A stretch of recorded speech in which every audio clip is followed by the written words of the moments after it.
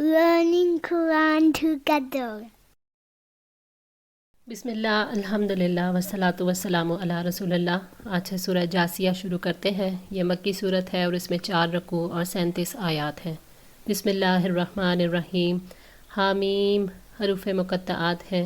تنزیل الکتاب من اللہ، اس کتاب کا نازل کرنا اللہ کی طرف سے ہے۔ العزیز الحکیم، جو سب پر غالب کمال حکمت والا ہے۔ یعنی یہ کلام محمد صلی اللہ علیہ وآلہ وسلم کا نہیں، اللہ تعالیٰ کا ہے جو العزیز ہے۔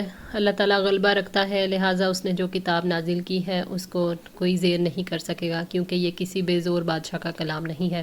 یہ ہر حال میں اپنے مخالفوں پر غالب آ کر رہے گا۔ تاریخ نے یہ ثابت کیا ہے کہ قرآن کی دعوت کو سب سے بڑی کامیابی حاصل ہوئی۔ الحکیم کی طرف سے نازل ہونے کا مطلب یہ ہے کہ اس کتاب کے مضامین، ان کی ترتیب اور ان کی پیشکش سب عقل پر مبنی ہے۔ قرآن کی کوئی بات بھی گزشتہ 1500 سال سے غلط ثابت نہیں کی جا سکی۔ ان فی السماوات والارض، یقیناً آسمانوں اور زمین میں، لآیات للمؤمنین، اہل ایمان کے لیے بہت سی نشانیاں ہیں۔ زمین و آسمان کی ایجاد میں، ان کی تخلیق میں اللہ تعالیٰ کے وجود، اس کی صفات اور اس کے اسماء کی بہت سی نشانیاں ہیں جن پر ایمان والے غور و فکر کرتے ہیں۔ ایمان نے انہیں یقین تک پہنچا دیا ہے۔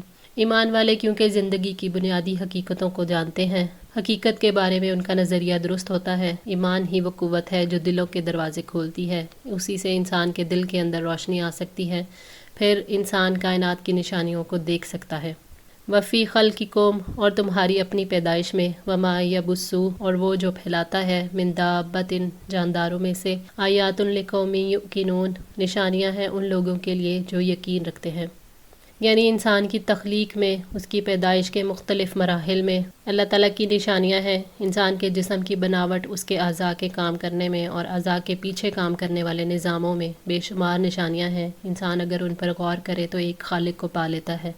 اسی طرح زمین پر پھیلے ہوئے مختلف قسم کے جانوروں، درندوں اور سمندری اور خشکی کے جانوروں میں اختلاف ہے، یہ سب اللہ تعالیٰ کی نشانیاں ہیں۔ ہر جانور اپنی عمر، جنس، جسم، اپنے کاموں اور قوتوں میں اور اپنی عمر کے اعتبار سے اللہ تعالیٰ کی نشانی ہے۔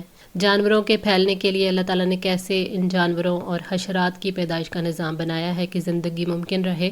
مثلاً گدھ اور باز نقصان دہ پرندے ہیں، ان کی عمر بھی لمبی ہے لیکن آبادی کم ہے۔ اگر یہ تعداد میں زیادہ ہوتے تو دنیا میں شاید چھوٹے بڑے کسی پرندے کی نسل نہ ہوتی۔ اسی طرح مکھی اپنی زندگی میں لاکھوں انڈے دیتی ہے، اس کی زندگی 2 ہفتے تک ہوتی ہے۔ اگر مکھی کی زندگی طویل ہوتی تو انسانی جسموں کو ڈھانپ دیتی، آنکھوں کو کھا جاتی۔ اللہ تعالیٰ کی ہر نشانی پکار پکار کر کہتی ہے کہ ہم میں غور و فکر کرو، یہ نشانیاں یقین لانے والوں کے لیے ہیں۔ یقین رکھنے والے دل تیار اور مائل ہوتے ہیں، احساس کرتے ہیں اور متاثر ہوتے ہیں۔ ایمان اور یقین دلوں کو ثابت بھی رکھتا ہے، ایسے دلوں سے پریشانی اور بے چینی ختم ہو جاتی ہے اور ایسے دل اللہ تعالیٰ کی قدرت پر یقین کر لیتے ہیں۔ واختلاف اللیل والنہار، اور رات اور دن کے بدلنے میں، وما انزل اللہ من السماء من رزق، اور جو اللہ تعالیٰ نے آسمان سے رزق نازل کیا، فاحیا بہ الارض بعد موتها، پھر اس کے ذریعے زمین کو اس کی موت کے بعد زندہ کر دیا۔ وتصریف الریاح، اور ہواؤں کے پھیرنے میں، آیات لقوم یعقلون، بہت سی نشانیاں ہیں ان لوگوں کے لیے جو عقل سے کام لیتے ہیں۔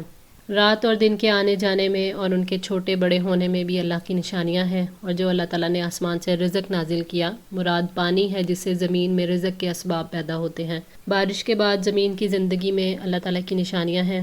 اسی طرح ہوائیں بھی اسی کے اختیار میں ہیں۔ کچھ ہوائیں ایسی ہیں جو بادلوں کو پانی سے بھر دیتی ہیں اور کچھ ایسی ہیں جو ان کا پانی نچوڑ دیتی ہیں۔ ان آیات میں اللہ تعالیٰ کی توحید اور صرف اسی کی عبادت کے دلائل ہیں ان لوگوں کے لیے جو عقل رکھتے ہیں، اور جن لوگوں کے پاس عقل نہیں تو وہ ان آیات کو نہیں دیکھتے، نہ ان کے علاوہ دوسری نشانیوں کو دیکھتے ہیں۔ تلک آیات اللہ، یہ اللہ تعالیٰ کی آیات ہیں، نتلوہا علیک بالحق، جنہیں ہم حق کے ساتھ آپ کو پڑھ کر سناتے ہیں۔ فبأی حدیث، تو کس بات کے ساتھ، بعد اللہ و آیاتہ، اللہ تعالیٰ اور اس کی آیات کے بعد، یؤمنون، وہ ایمان لائیں گے۔ یعنی یہ آیات اللہ تعالیٰ کے وجود، اس کے علم، اس کی قدرت، اس کی مخلوق پر اس کی ربوبیت کو واجب کرنے والے دلائل ہیں۔ وہ معبود حقیقی ہے جس کے سوا کوئی معبود برحق نہیں۔ یہ مشرک اگر اللہ تعالیٰ کو رب اور الہ نہیں مانتے اور قرآن کی صاف ستھری اور سلجھی ہوئی آیات پر ایمان نہیں رکھتے جن میں ہدایت ہے، بھلائی اور نور ہے، تو پھر یہ کس چیز پر ایمان لائیں گے؟ اللہ تعالیٰ کی کتاب کے بعد کون سی چیز ایسی ہے جو ایمان اور یقین کے قابل ہے؟ اللہ تعالیٰ نے فرمایا ہے کہ اللہ کی بات اور اس کی آیات کے بعد کس چیز پر ایمان لاؤ گے۔ ویلن ہلاکت ہے لکل افاک اسیم، ہر جھوٹے گناہ گار کے لیے، یعنی ہر جھوٹے شخص کے لیے بربادی ہے جو اللہ تعالیٰ اور اس کی صفات کے بارے میں بے دلیل بولتا ہے۔ یسمع آیات اللہ، جو اللہ تعالیٰ کی آیات سنتا ہے، تتلا علیہ، جب اس کے سامنے پڑھی جاتی ہے، ثم یصر، پھر وہ اصرار کرتا ہے، مستکبرن، تکبر کرتے ہوئے، کأن لم یسمعھا، گویا اس نے انہیں سنا ہی نہیں، فبشرہ بعذاب علیم، تو خوشخبری دیجیے اسے دردناک عذاب کی۔ یعنی جو لوگ اللہ تعالیٰ کی آیات کو سنتے ہیں اور غور و فکر کرنا تو دور کی بات ہے، ان سے ایسے منہ پھیر لیتے ہیں گویا انہوں نے سنا ہی نہیں، ایسے لوگوں پر آیات کے سننے سے حجت قائم ہو جاتی ہے۔ وہ اس طرح سنتے ہیں گویا انہوں نے سنا ہی نہیں، یعنی قرآن سن کر بھی تکبر اور سرکشی پر اڑے رہتے ہیں۔ یہ آیات ان کے تکبر میں مزید اضافہ کر دیتی ہیں۔ انہوں نے اللہ تعالیٰ کی آیات کو دل کی پاکیزگی کے لیے سنا ہی نہیں، اس لیے انہیں آیات کے بارے میں کچھ علم ہوتا ہے تو وہ مذاق اڑاتے ہیں۔ یہ اللہ تعالیٰ کی جانب سے ہر جھوٹے گناہ گار کے لیے وارننگ ہے کہ قیامت کے دن انہیں دردناک عذاب میں مبتلا کروں گا۔ وَإِذَا عَلِمَ مِنْ آیَاتِنَا شَیْئًا، اور جب ہماری آیات میں سے کچھ بھی جان لیتا ہے، اتَّخَذَہَا ہُزُوًا، تو وہ اس کا مذاق بنا لیتا ہے۔ أُولَٰئِکَ لَہُمْ عَذَابٌ مُہین، یہی لوگ ہیں جن کے لیے توہین آمیز عذاب ہے۔ قرآن کا مذاق اڑانے والوں کے لیے ہے یہ عذاب۔ وہ اللہ تعالیٰ کے پاک کلام کی توہین کرتے ہیں، جیسے ابو جہل نے جب یہ آیات سنی، اِنَّ شَجَرَتَ الزَّقُومِ طَعَامُ الْأَثِيمِ، کہ یقیناً زقوم کا درخت گناہ گار کا کھانا ہے، تو اس نے اپنے ساتھیوں کے لیے کھجور اور مکھن منگوایا، تو اس نے کہا اس زقوم کو کھاؤ جس کی محمد ہمیں وارننگ دیتا ہے۔ اور جب اس نے یہ آیت سنی، علیہا تسعۃ عشر، اس پر 19 فرشتے مقرر ہیں، تو اس نے کہا کہ اگر وہ 19 ہیں تو میں اکیلا ہی انہیں قابو کر لوں گا۔ تو اللہ تعالیٰ نے فرمایا کہ یہی لوگ ہیں جن کے لیے توہین آمیز عذاب ہے۔ من ورائہم جہنم، ان کے آگے جہنم ہے، ولا یغنی عنہم، اور نہ کام آئے گا انہیں، ما کسبوا شیئا، جو انہوں نے کمایا کچھ بھی، ولا متخذوا، اور نہ وہ جو انہوں نے بنا لیے، من دون اللہ اولیاء، اللہ کے سوا اپنا حمایتی، ولہم عذاب عظیم، اور ان کے لیے بڑا عذاب ہے۔ یعنی جھوٹے اور گناہ گار لوگوں کے لیے جہنم کافی ہے جو اللہ تعالیٰ کی آیات کا مذاق اڑاتے ہیں۔ ورا کے معنی آگے بھی ہیں اور پیچھے بھی اور ادھر ادھر سے بھی، اس لحاظ سے اس کے دو مطلب ہوئے، ایک یہ کہ ایسے لوگوں کو دنیا میں ذلت کا عذاب ہوگا اور اس کے بعد ان کے لیے جہنم کا عذاب بھی تیار ہے، اور دوسرا مطلب یہ کہ انہیں یہ معلوم ہی نہیں کہ اس ذلت کے عذاب کے بعد جہنم بھی ان کے پیچھے لگی ہوئی ہے۔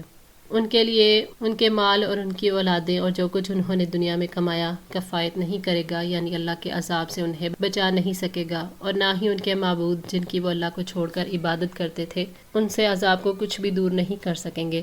یہ اولیاء بھی دو قسم کے ہوتے ہیں، وہ ہستیاں جن کی سفارش پر اعتماد کر کے لوگ بے دھڑک گناہ کے کام کرتے رہتے ہیں اور سمجھتے ہیں کہ فلاں حضرت کی بیعت ہم نے کی ہے، وہ ہمیں سفارش کر کے اللہ کی گرفت سے بچا لیں گے، اور دوسری قسم کے لوگ یا حکمران یا سیاسی لیڈر جن کی اللہ کے احکام کے مقابلے میں اس لیے فرما برداری کی جاتی ہے کیونکہ ان کے دنیاوی مفادات ان سے وابستہ ہوتے ہیں، ان میں سے کوئی بھی کارساز وہاں کام نہیں آئے گا، اور جہنم میں بڑے بڑے عذاب سہنے پڑیں گے، اور جس کو اللہ تعالیٰ نے عظیم کہا ہے تو اس کے بارے میں آپ کیا کہیں گے۔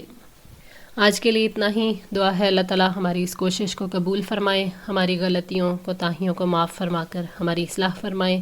جزاکم اللہ خیر، السلام علیکم ورحمۃ اللہ وبرکاتہ۔